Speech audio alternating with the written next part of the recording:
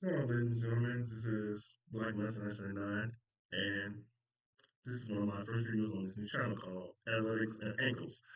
And so, what I'm talking about in first video ever on the channel is what would actually happen if Caden Clark was in a fever and the fever were in a D'Antoni style led offense. So let's go over some things right quick. So I got one of those right now. So if you guys like this type of analytical thought process, hit that like subscribe button. Let's get to it. So the four main pillars of the D'Antoni style for a point guard and shooting guard, but mainly a point guard style. Ability to go to the basket, drawing defenders for wide open twos and threes. Elite, and I want to keep making this a key word, elite pick and roll slash pick and pop offense with a good to slash elite pick. Three, create their own shot for the point guard goes and be able to shoot mid range twos and threes. And I put this last word, this is the key word, in big letters, caps, efficiently. Very key. As a bonus, wings that can shoot and play defense. Very important. Now, when you think about the Antonio style offense, the first two names that should automatically pop up are Steve Nash and James Harden. So, of course, we see the stats right here. Now, I got these stats from Basketball Reference, so if you guys want to look at the stats, you can go to basketballreference.com. There you go. So, Steve Nash under D'Antoni in his 4 seasons, as far as like total averages altogether, 18 points, 12 assists, and 3 turnovers a game. That is really good with two back-to-back MVPs in there and two back-to-back West Conference Finals appearances. Now, as far as like the key members on those on those Suns teams were Amari Stoudemire, Sean Marion, Roger Bell, Leonardo Barbosa, Boris Diaw, and Tim Thomas. Now, the reason why I say that is go back to all four pillars.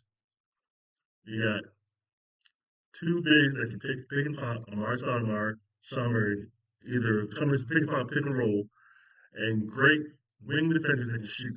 Roger Bell, Leonardo Barbosa, Boris Diaw, Tim Thomas. Okay. Now we go to James Harden. Now we all know James Harden was a offensive demon, arguably one of the best offensive players.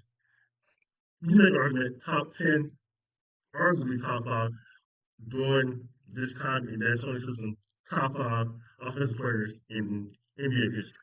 Okay, so his averages altogether were 32 points, 9 assists, but with 5 turnovers a game.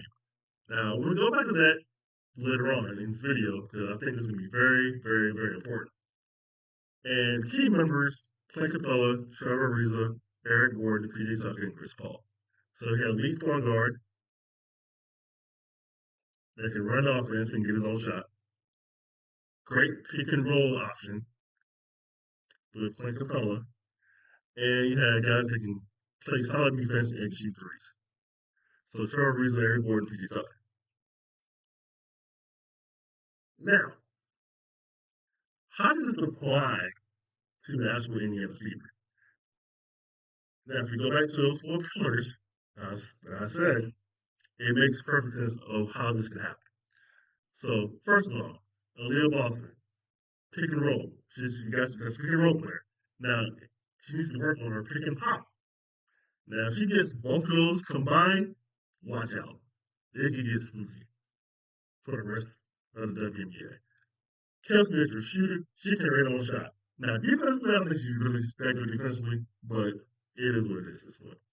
Now, Sophie Cunningham and Lexi Hall, 3 and D wings. They can shoot 3 pointers and they can play solid defense. So, what would be the ideal starting lineup for this team? Point guard Katie Clark, shooting guard Kelsey Mitchell, small forward Cunningham, power forward Aaliyah Boston, and if he's still there after this offseason, Dantas.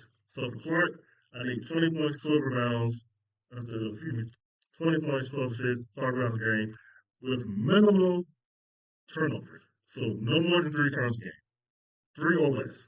Mitchell, I need about 18 points, 5 assists, 4 rebounds. about 2 turnovers. I can live with that. Sophie Cunningham, I need you to give me like 13 points, about 3 assists, 6 rebounds a game. Boston, I need at least 15 to 17 points. He, I'm gonna say at least 18, but I'm gonna say 15, 17 points a game, 5 assists. Now, here's what I need for her for this to work. I need at least 9 to 11 rebounds a game. Period. This is non-negotiable. Sorry. And Dantes, if she's still here, that's on the team come after this offseason, 8 to 10 points a game, 3 assists, 6 rebounds a game. Okay. Now, as far as like the key pieces needed, this is the key one. A head coach willing to let Clark actually run this style of offense. So there is a coach that was recently let go by the Indiana, not by the Indiana Fever, by the New York Liberty, Stanley Brondello, that loves Katie Clark to death. So just saying, something to think about. When they can defend, shoot, and run, they kind of have those, but I think they need to get a little bit younger.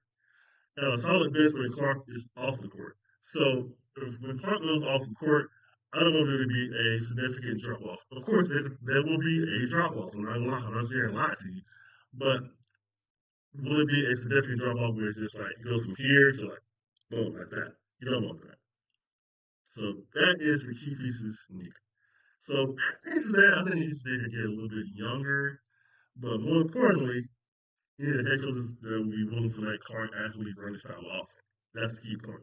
And I don't think Stephanie White is going to be able to do that. And with the setup that they have now for his team dynamic. And if Stephanie White doesn't win the next 2 playoff games, in playoffs, she won't be the head coach in a few too much longer. So you won't have to worry about that probably after tomorrow's game or Sunday's game when this video is coming out, or Monday when this video has to come out. So here's the honest thing.